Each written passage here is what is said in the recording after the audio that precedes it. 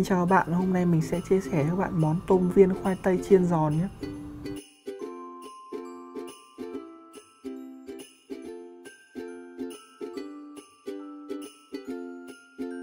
Ở đây mình sử dụng 500g khoai tây, mình sẽ tiến hành hấp chín cái phần khoai tây này. Ở đây mình sử dụng 300g tôm sú, mình sẽ tiến hành bóc vỏ nó ra và giữ lại cái phần đuôi.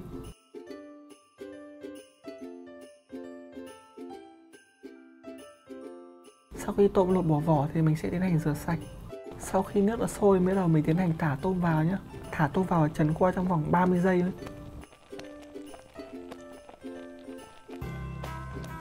Sau khi khoai tây đã chín thì mình sẽ tiến hành tán nhuyễn khoai tây ra.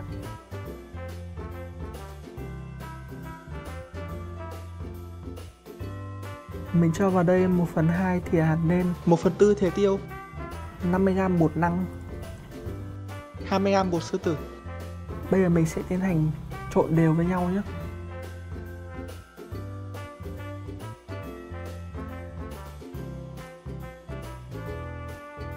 Sau đấy thì mình sẽ tiến hành bọc lại cái phần tôm và để lộ cái phần đuôi của tôm ra ngoài.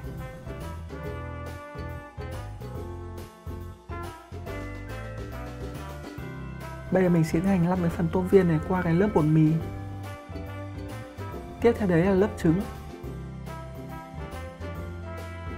Và cuối cùng là lớp bột chiên xù bao phủ ở ngoài. Sau khi dầu sôi mình sẽ tiến hành thả cái phần tôm viên khoai tây vào và chiên vàng đều lên.